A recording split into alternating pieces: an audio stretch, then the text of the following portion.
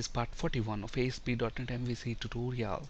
In this video, we'll discuss data type and display column attributes. Please watch part 40 before proceeding. We'll be using the same example that we started in part 40. Data type is a very useful attribute and can be used in a variety of scenarios.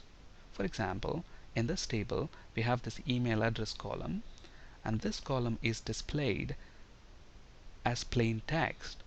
Instead, we want the email address to be rendered with mail to hyperlink, and the advantage of this is that when we click on that hyperlink, it's going to open the default email client automatically. For example, if you have Microsoft Outlook configured as your default email client, once you click on this email address with mail to hyperlink, it's going to open Microsoft Outlook automatically for you.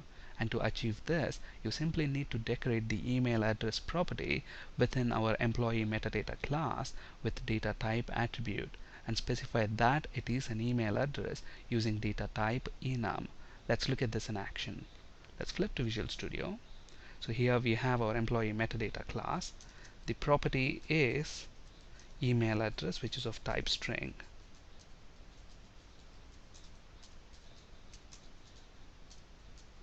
And let's decorate this with data type attribute,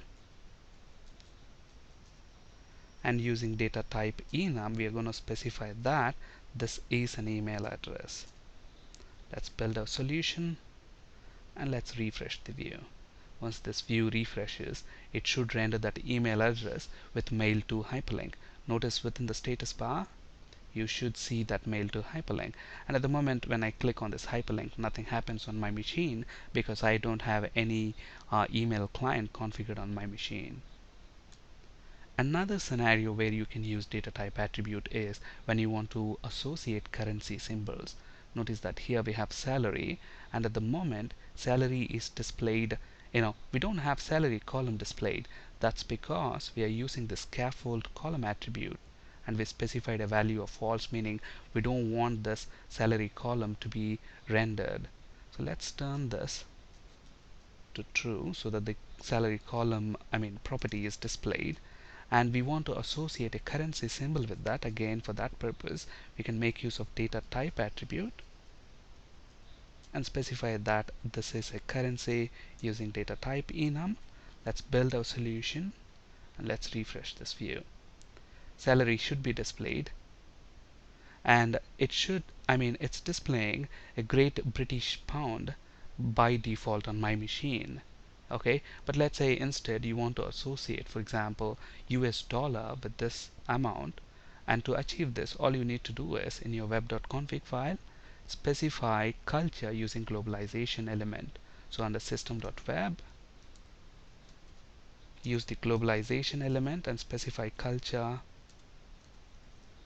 as English-United States. Save the changes. Let's refresh this, and instead of the Great British Pound, notice that we have a dollar symbol there. And another scenario where you can use this is if look at this, every employee has got a personal website, and then at the moment the website address is displayed as plain text. Instead we want that to be displayed as a hyperlink, and to very easily achieve that all you need to do is decorate that property with data type attribute and specify that it's a URL using data type.url. So let's do that within our employee class. So public string, the name of the property is personal website,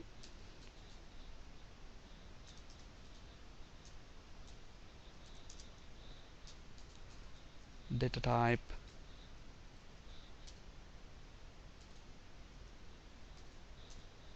let's build this and let's refresh our view, and this should be rendered as a hyperlink. Okay, this error is because we have mistyped the name of the property.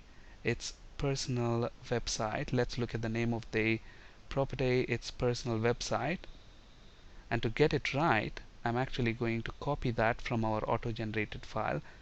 The name of the properties should match,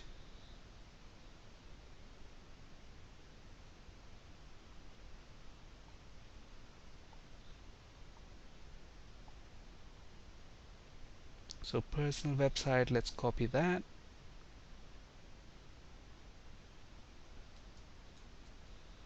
Let's build it once again, and let's refresh this.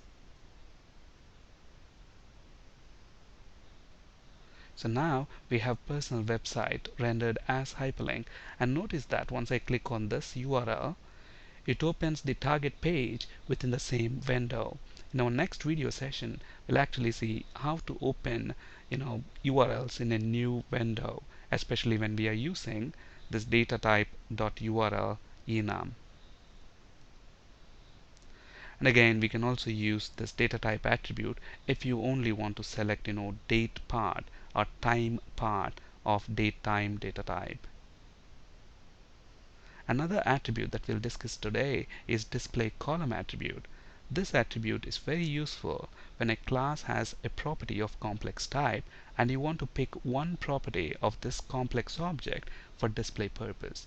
Notice that here we have this company director property within this company class, which is returning a complex type of employee. So this employee class has got several properties, but then for display we want to pick one property of this employee class. Let's say, for example, full name. Let's see how to achieve this. First of all, let's go ahead and design our company class. So within our models folder, I'm going to add a class file, and let's name it company.cs. And to speed things up, I have this company director property already implemented, so let me copy and paste this within our company class. So all we are doing is having this company director property, which is returning an employee object, and then here we have hard-coded an employee ID of 1, and we are returning the first employee. Okay, and then within our home controller, let's make this change. Let's actually create an instance of company object,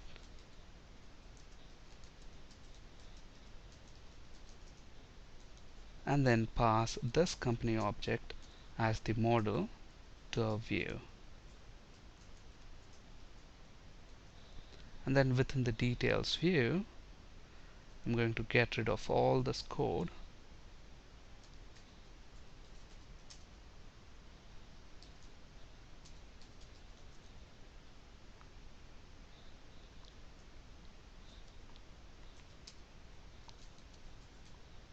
So the company class is going to be the model for this view, and then what we are going to do, we are going to use this HTML helper display text for.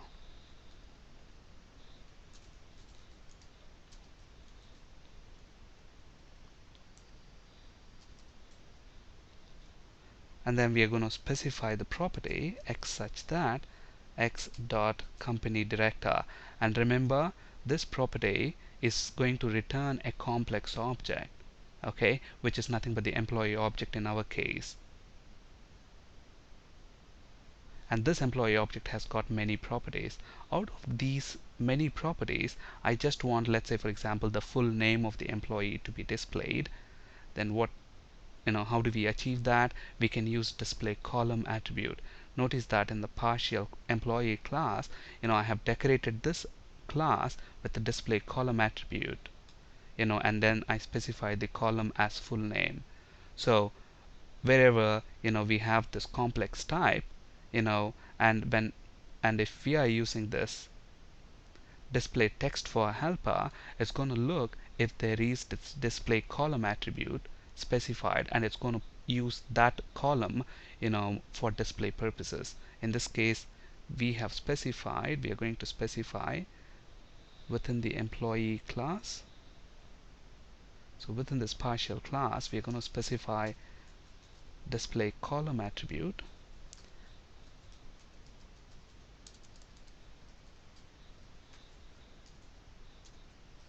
and we are specifying the property that we want to use for display purposes full name. So let's build this, and let's go ahead and refresh our view. It should only display the full name of the employee. In this case, notice that we get John Smith.